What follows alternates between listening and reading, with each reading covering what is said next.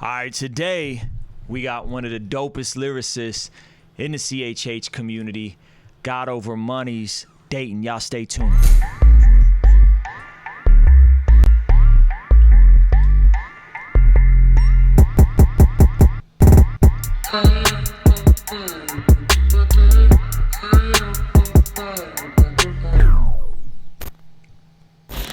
Hey, yo, what's going on? It's Ruslan with King's Dream, ENT.com. This channel exists to encourage, empower, inspire you to live out God's dream for your life. We do that all kinds of different ways: interviews, motivational videos, Bible studies, tutorials. I do a little bit of everything, but I got to send a big shout out to our Patreon community for supporting this channel, holding us down.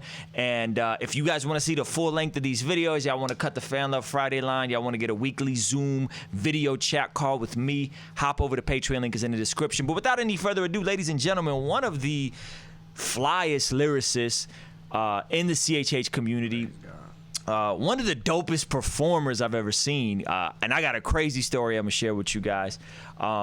An entrepreneur, a hustler, a friend. Ladies and gentlemen, welcome, Datin. How you feeling, bro?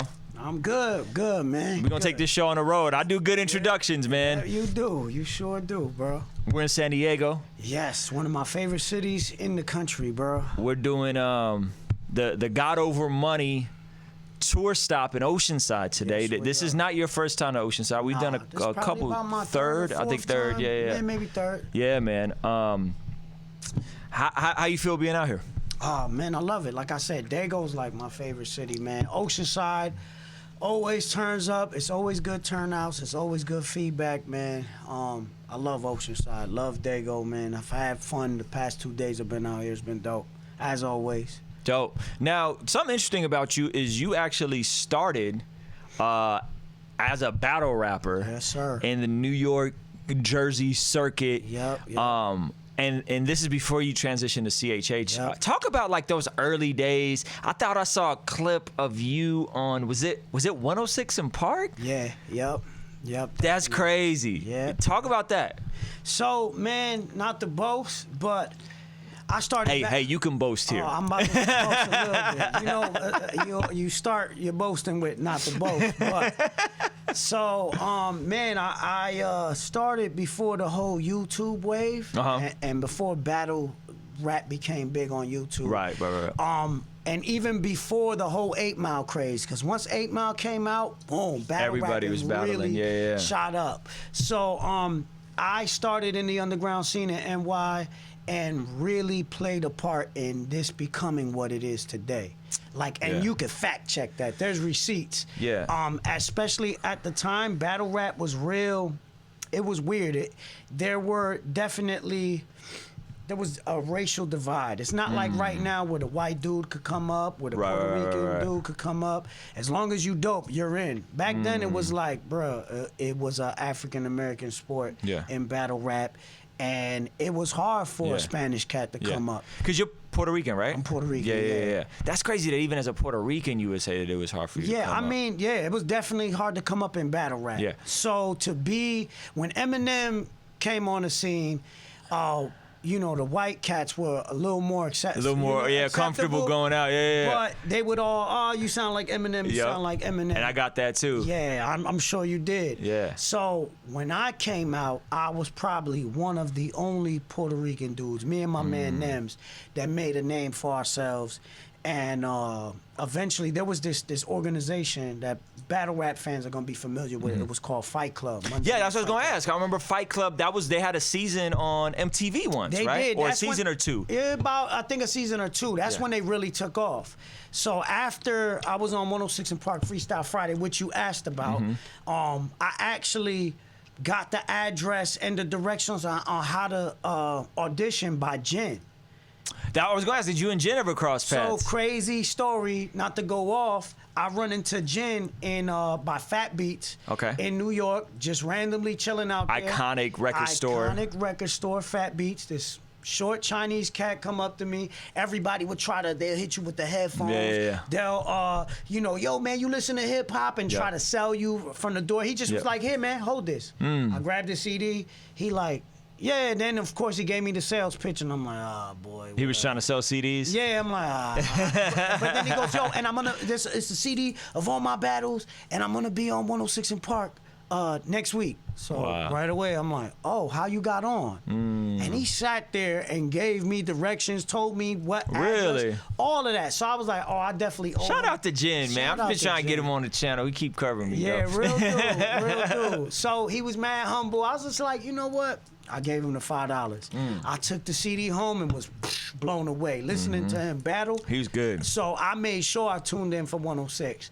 And for the next audition, shout out to Jen, I went and qualified and got on 106 in Park. So the thing that got me into Fight Club was because I clearly got ripped off. Clearly, like where Free and AJ's apologizing, the staff is apologizing to me. They had to, this was the first time where right after the commercial break, they go back and they're interviewing Chingy and I-20, who voted against me and who later on I went to dish. Anyways, and Chingy got his chain robbed over there. Over that for real? It wasn't me though. He came to my city and they came back with his chain like, look what we got. I'm like, oh, I don't know nothing about that. Anyways, man. so I'm not glorifying that, but that's facts though. That's facts. Thing y'all don't understand about the God over money guys, man, is these guys got some real ties to the streets before they was saved. Yeah. So they really came to me like, look what we got. I'm like, what's that? It's Chingy's chain. So crazy. So then that led to you potentially having like sparking conversations with Shady Records. Yeah, because so now I get hit up by Fight Club. Fight Club is this underground, really exclusive. You needed to be invited to be a part of it. This is the beginning of Smack and KOTD. They were the first. Yep.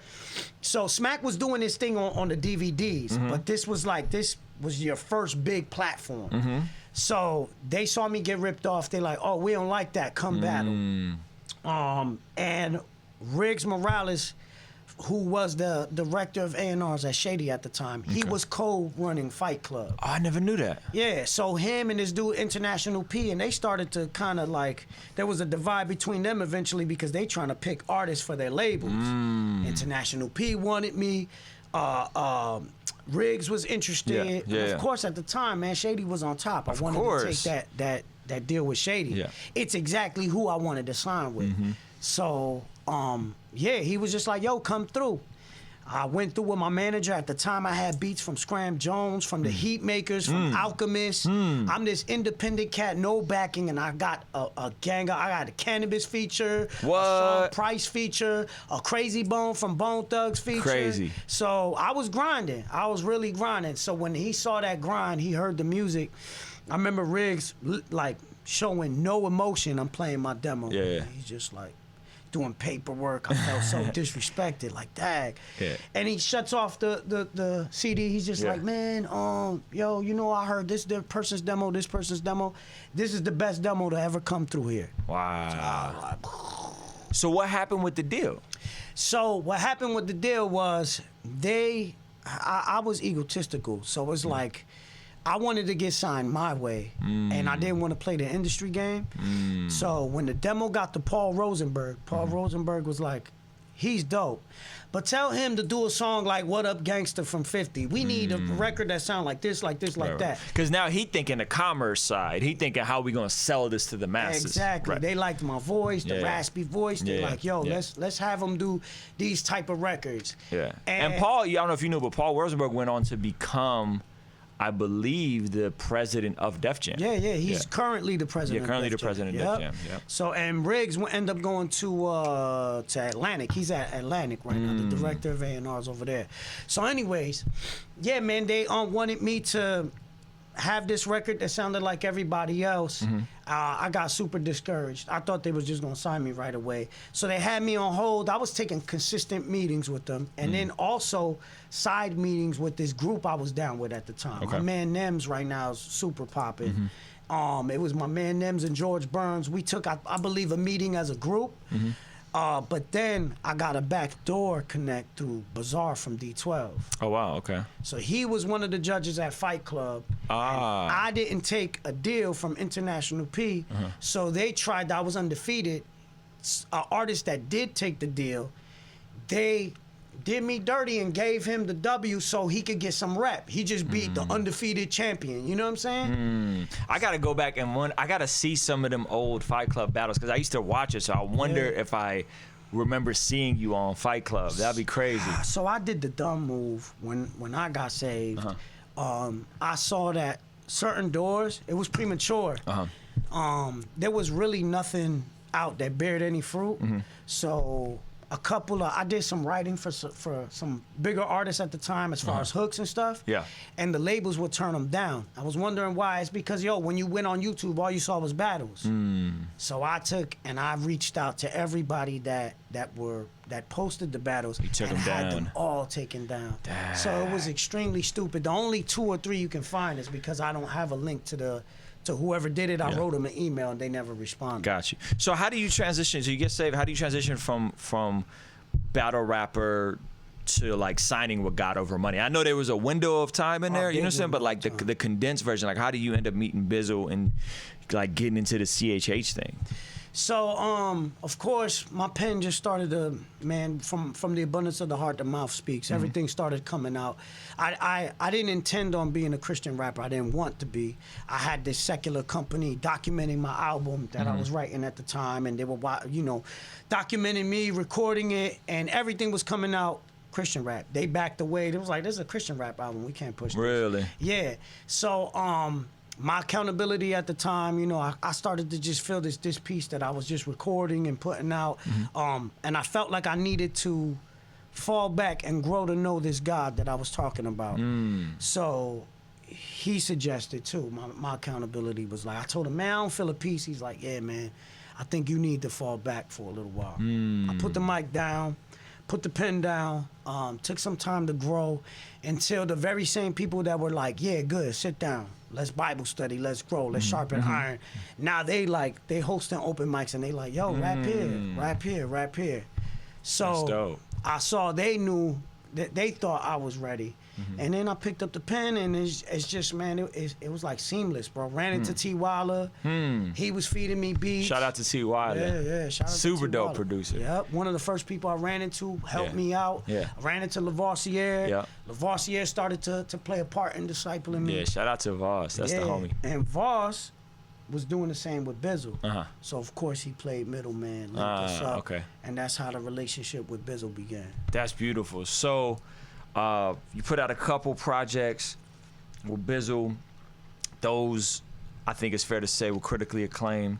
And then as of late, I feel like you went very vulnerable on the latest project, opening up about the situation in terms of just transitioning in a divorce and just really being vulnerable in the art. And you were unsure that how is this gonna go over? Am I still gonna get booked? Is my fans still gonna mess with me? And I think it's kind of genius because it's not to say this was your intention, but it's almost like the 8 Mile battle move. Just completely put it all out there so that they can't hold anything against you. Was that intentional, or was it just like you felt like you needed to speak on these very personal topics like going through a divorce and all that? That thought crossed my mind, definitely. It played one of the parts, but the main thing was just me writing one record for me, recording it, loving it, playing it to somebody who went through a similar situation, and they begged me, like, man, you gotta put this out. So what started like with an idea for one song, new single, put this out, turned into my pen didn't stop. Maybe an EP. Then with an EP is like, I'm not crazy about the whole EP ideal for me as an artist. So then I'm just like, man, I can turn this into a whole album. And just artistically, I wanted to do so. And it turned into an album. And it's also therapeutic just to pour all your pain, all your trauma, just pour that into the art and make it from that real raw place. Yeah, it definitely was, man. Did you get any backlash in terms of going so transparent and so open about some of this stuff? Not really in the public, man. Of course, a lot of women, especially women who have probably been on the side of being done dirty. And it just seems like we always assume, even me, if I see a marriage split, You blame the dude. You blame the dude. You wonder what he did. Yep. So it's hard to believe. That she just cheated, stepped out. Yeah. You know what I'm saying? Yeah. So yeah, man, I got a little bit of backlash or questions from women that seemed unfair. Well, what did you do? The heck you mean? What did I do? Yeah. Provide, love, protect. That's what I did. Yeah. So, but that was lightweight, bro. Yeah. It was lightweight for the most part. It was received well. I don't think my fan base was ready for it. I don't think my fan base wanted that from me. I remember sitting with somebody in the car and they were like, yo, I'm gonna keep it real, man. When you first dropped this, I was super tight. I wanted to hear something like the Roar or the Menace mixtape, and you talking about your life. I was just like, I didn't want to hear it, but I gave it a chance. Thank God I did. I love it. But I can see the difference in numbers. Like, this is like a niche project. Yeah. So if that's not your wave, you can't relate. Sure. You're in this happy marriage. You may not want to, you know. But it's not just, discussing or talking about a divorce. Right. It's just about clinging to God in pain. That's the overall thing. Right. You know what I'm saying? Right. Which I think that's a timeless message. Yep. Even if you haven't gone through a divorce, I think people needing to be reminded of that is key. What do you got cook? Well, before we talk about what you got cooking now, because you do got some stuff that's really cool and awesome. How is it being on tour with Bizzle and Jared Sanders and Selah? Like, what is that experience like? Because y'all really out here doing some serious dates and numbers, you know what I'm saying, and shows. Man, the blessing is I hear horror stories about other people on tour. They don't like each other. They don't get along. They fighting. These are my brothers for real. It's not a front. We love each other. We have fun. It's fun. Of course, it's hard for all of us to be away from home. Yeah. But it's dope. It's dope. It's not a opportunity I want to miss. I left my job again just to make sure I'm here, bro. Yeah. You know what I'm saying? That's dope. So recently you are also transitioning from not just being an artist, but into being an entrepreneur as well, launching your own label, which I think that's beautiful for someone like Bizzle to be able to give his artist the freedom to be like, nah, you do that. You know what I'm saying? And still support you. And you signed an artist that just dropped a record today. Yeah. Well, they won't see this today, but talk about your artist. Talk about before we talk about the artist, what was it in you that made you want to go that route? You know what I'm saying? Because not every cats be afraid to go into the business side of things. Yeah. I was afraid to go into the business side of things, but I think, man, all of this stuff just confirms like my purpose and God's plan for me. Because I feel like, to be honest, I'm not good at much. I wasn't the sports cat. I think I do this well. I think I do the behind the scenes work well. And what I don't know, because you also A&Ring for God Over Money. Yeah. So I find myself passionate about those things, the behind the scenes stuff, the song structure, the business side, and I'm like, man, I'm okay at this stuff. Why not start my own joint and be able to work with the artist? Because Bizzle has his taste, you know what I'm saying? And give some other cats a shot. Yeah, obviously his taste is working. Yeah. I may have a different taste. And with people that Bizzle may not want to work with. You know what I'm saying? So it's called Menace Music? Menace Movement. Menace Movement. Yep. And who is the first artist that you signed? My man Stefan Otto, based out of Orlando, Florida. Dope. And you guys, interestingly enough, attend the same church, which I thought was super fly. We attended the same church, excuse me. At one time, yep. And so there's that spiritual kind of connection there, if you will. And y'all just put out his first record. So what was that process of signing an artist? Now you're A&Ring, which I'm assuming you putting up some of your own bread. You know what I'm saying? It's a challenge. Talk about that. Yeah, man, it's nerve-wracking. You got to take a step of faith, like you said. I'm putting out a heck of bread. You know what I'm saying? Out my own pocket. But I believe in this dude. I believe in his vision. I believe in his music. I believe in his talent. His reputation precedes him. Everywhere you go in Orlando, it's like, oh, Stefan Otto led me to the Lord. Stefan Otto invited me here. Stefan Otto was the first dude to disciple me. I'm just like, dang. Wow. So, man, why isn't he heard like that? And I just think, man, God probably had him on reserve for this opportunity to come about. That's so dope. And as we paired together, man, I see fruit in it. You know That's dope. I think you waited until the right time to launch Menace Movement. Yeah. I love the branding. I love your guys' merchandise. When do you think it's premature for an artist to launch their own label? Man, I still question if it was premature for me, but really, because yeah. when the outside looking in, it's like Datin's on, Datin's popping. You know what I'm saying? But you feel like it might have been. You're not sure if it was premature for you. Yeah, I'm not sure yet or not. I'm just being transparent. Yeah, but why? Man, I look at Bizzle, so I knew it was cool to do so when somebody like Bizzle said I ran the idea by him. And he like, bro, you have more followers now than I did when I started GOM. Whoa. And that's crazy to think about. Yeah, and he said your first album sold more than my first album. Wow. And I signed bumps. So why not start this? Despite streaming catapulting sales, your first album sold more than Bizzle's first album. Wow. Okay. Yeah. So that had to be super encouraging to get like a push from Biz. Yeah. I think Bizzle was like, I ran it by all my friends. My distribution hit me. They offered the opportunity, but when Biz told me that, I'm like, yeah, I think I'm gonna give this a try.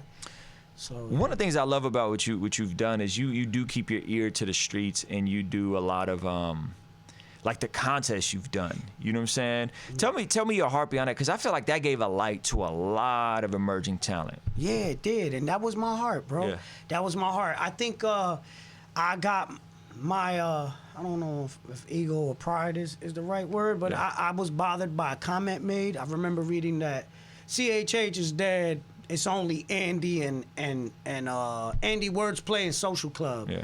And I'm what like, a foolish comment. Yeah, like, bro, we out here with the people, bro. You're not qualified to make that. We out here. Yeah. Consistent, by the grace of God, consistent touring. You know what I'm saying? So I'm like, bro, I felt this need to kind of prove that wrong. Dope. So the competitions and the challenges did put a lot of people. I get hit up by a bunch of them to this day. Like, thank you for doing that. Because of that, I'm getting booked more. I was able to get distribution. I got signed. You know what I'm saying? So it did help a couple people out, bro. New music on the way? New music on the way. What we got cooking? I'm working on this compilation album that started off of one of the challenges where it's like a Datin album featuring all these people that made it to the finals in the Shook Challenge. Dope. And also the dude who just won the Body Bag Challenge. And it's like, I got some solo records on there. Dope. I got them featured on a lot of joints. Dope. That's the next. And then right after that is I'm following up with my God Over Money album titled The New Arc.